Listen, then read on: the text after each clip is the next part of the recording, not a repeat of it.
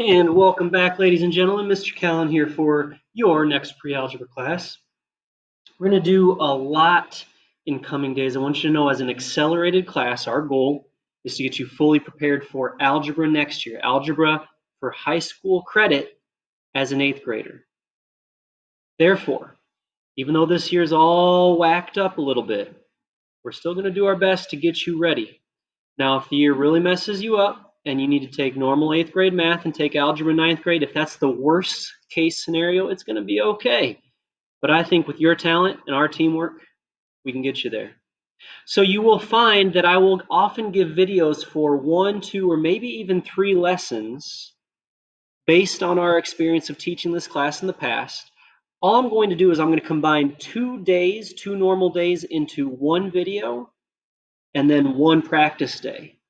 Therefore, today your focus is going to be watching this video. And yes, it's a video. You can rewind, you can pause, think your way through it, fast forward, skip ahead if it's too easy for you. Your time is valuable. Don't waste your time. Don't let anybody waste your time. Meanwhile, tomorrow, when you're in class again, is when you will complete the practice. Anything that's not finished for practice will be homework. But I want you to realize that I'm not trying to give you 2 days of homework all in one night after watching a long video.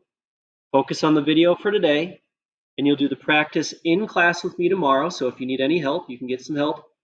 And then I will give one further option, and that is, if you want, you may get ahead and start the homework early. If you're looking at all the assignments and all the problems and thinking, gosh, I don't really want to do all of that tomorrow, then that's fine. But don't push yourself. Remember, I will be with you in person tomorrow for most of you.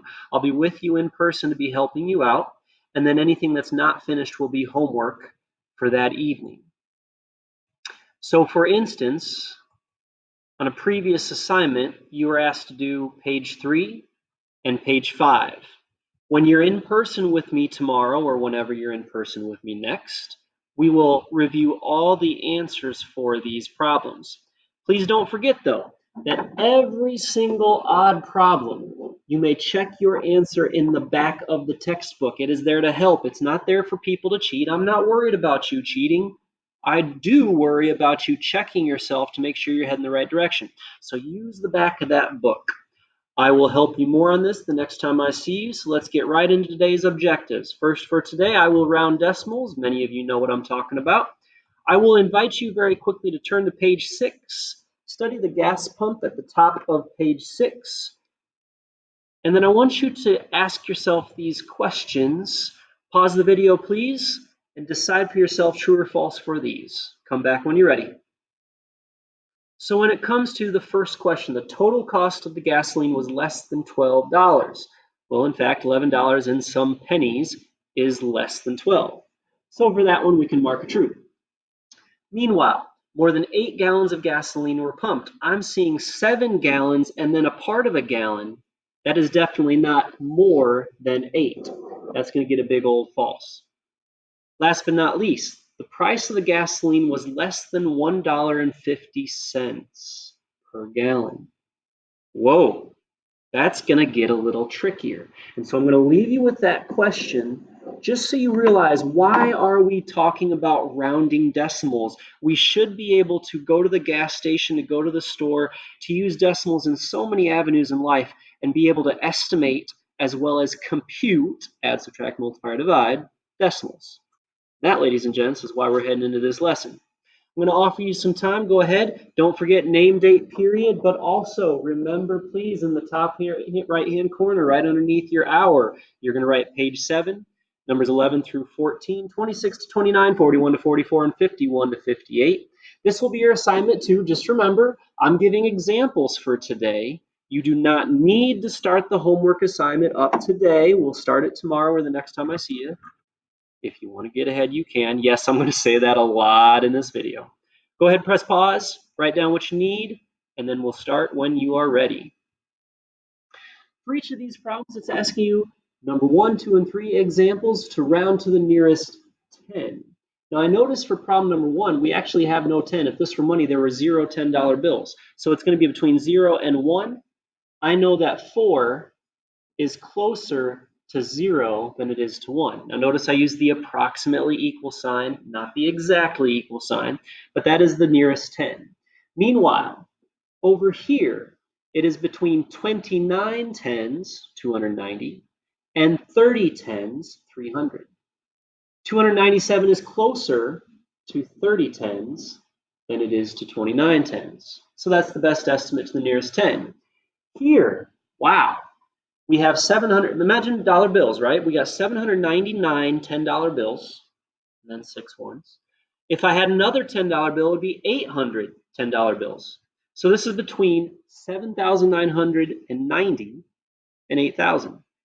Because we have 6 ones, it is actually closer to 8,000, or 800 $10 bills. And so off we go with examples numbers 4, 5, and 6. Here we're asked around to the 10th place now. So if you're still thinking money, think dimes. Here we have between 0 dimes and 1 dime, and quite frankly, that is closer to 0 dimes than it is to 1. Over example 5, we have $2.90, so 29 dimes, or we have 3 whole dollars, 30 dimes. And in this case, because of the 7, we are closer to 30 dimes. Now notice I do put 3.0, 3 and 0 tenths. That is the closest tenths. If you were not to write the 0, it makes it look like you're rounding to the whole dollars instead of the dimes. So even though there are no dimes, or I should say 30 dimes, you should put that 0 there. Last but not least, nearest tenth here, again, 799 dimes or 800. Yeah, you bet. That's closer to 80 wholes and 0 tenths.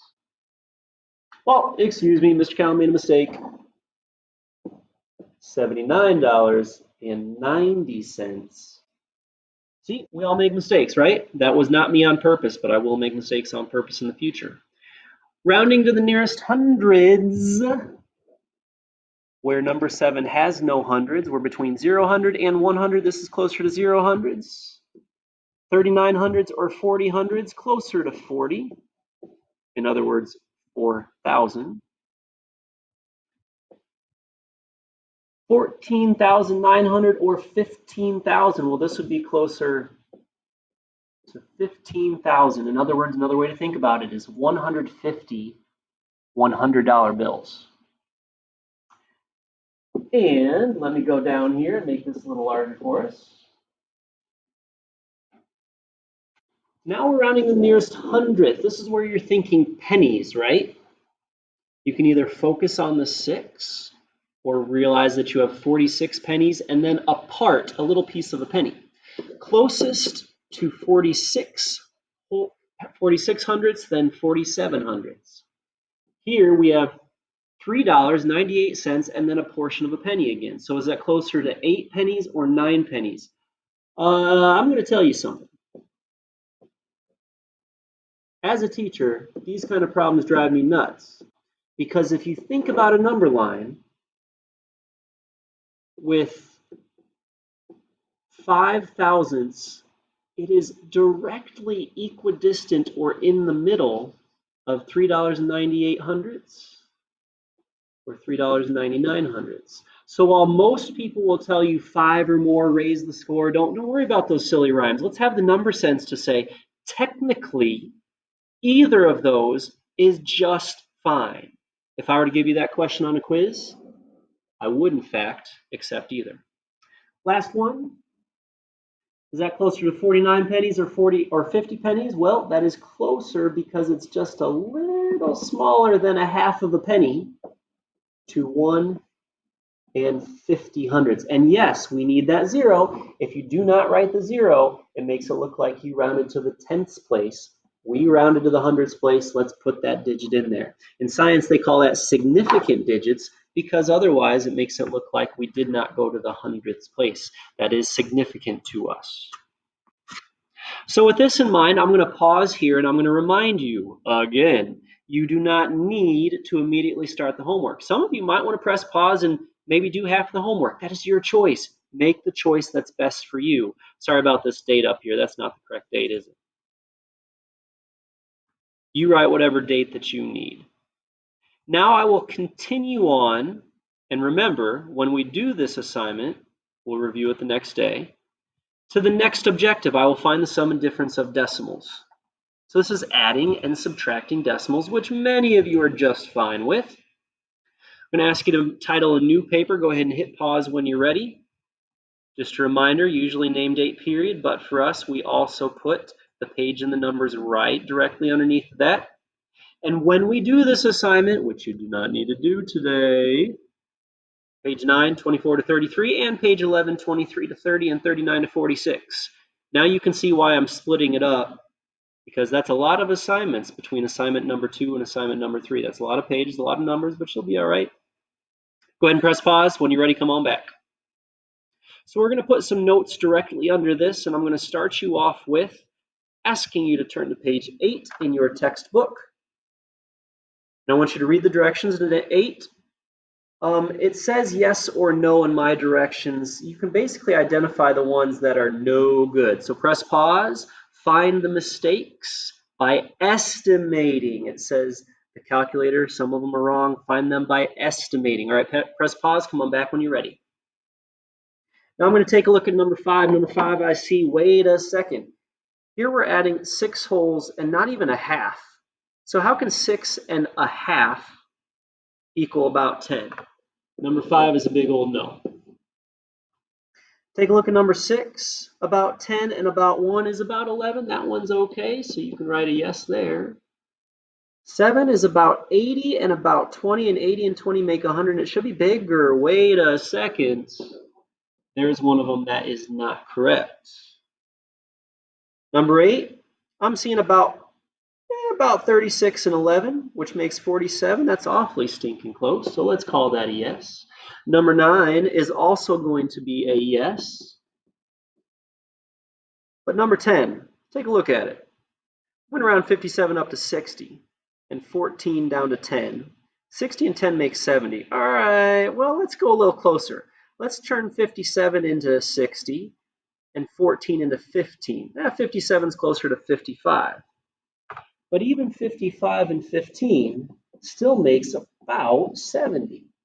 Their answer is 80. Number 10 is the other mistake.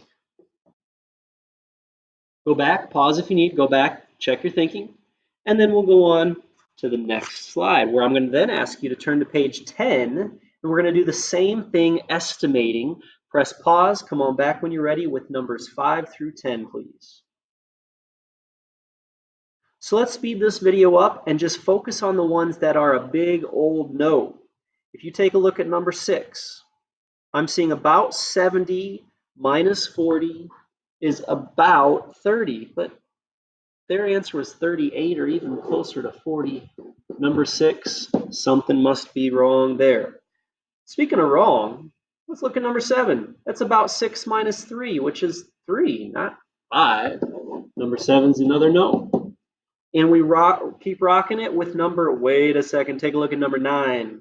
I'm looking at about 240 minus 20. 240 minus 20 is about 220, and they have 120. Whoops. Therefore, 5, 8, and 10 were pretty good, but 6, 7, and 9 were not. Now let's take our estimating skills and just refocus on how to add and subtract decimals. So often in track, each runner is timed on 2 runs. The runner with the lowest total time is the winner. Jackie was a gold medal winner in her state track and field competition.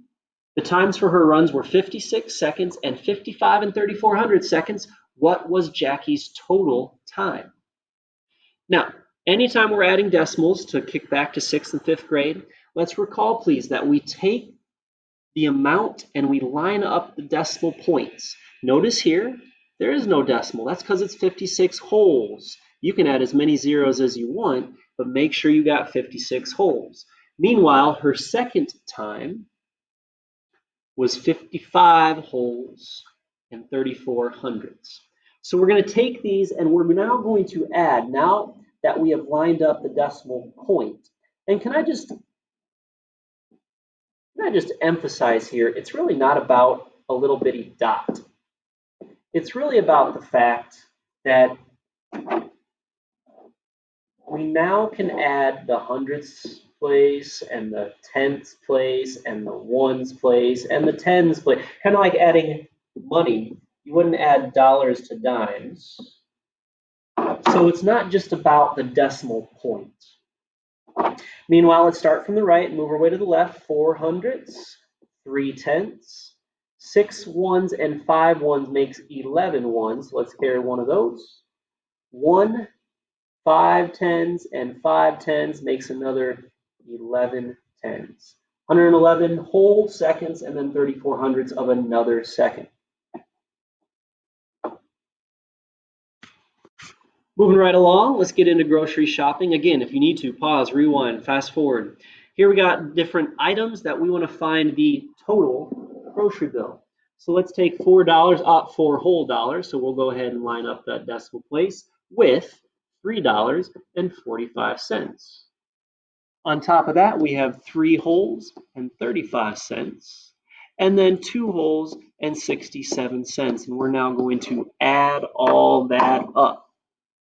So I'm going to go ahead and clone this. I'm not really sure why I made 2 boxes, but I'm running out of space anyway, so it's all good. Let's go ahead now and lining up our decimal places. Let's add all the pennies. So I see 5 and 10 and 17. We'll carry one of those dimes up. 1 and 4 is 5, 5 and 3 is 8, 8 and 6 is 14. That means 1 whole extra dollar. 1 and 4 is 5 and 3 is 8. 8 and 3 is 11, and 2 is 13, which means we have a final answer of $13.47, another portion of a dollar. If you wanted, you could estimate and check yourself. 4 plus 350 plus 350 plus 250, and you will find something very close to $13.47. Wrap up with one more here, folks. In fact, I would even invite you to pause. If you wanted to write these examples, which I should have said before, examples are totally optional. I think it's helpful, and I would if I were you. But if you want to go ahead and pause and try to work these out, no calculators. Let's use our brains. Our brains are the most powerful machine we got access to. Pause and come on back when you are ready. So here we go. We are going to add 3 and 4 tenths together with 7 and 98 hundredths. Now, just a reminder, if you have no pennies, if there are no hundredths, you are more than welcome to write in a 0 there. Put those together by combining your hundredths and your tenths and your wholes. There's example A. Example B is 7 wholes and 98 hundredths added together with 4 and 6 tenths. I'm going to pop that 0 in there to hold my place value. That leaves me with 8 hundredths, 15 tenths, which I'm going to make into another whole, and then we have 12 wholes. 12 wholes and 58 hundredths, and we're rocking it. Let's keep on rolling.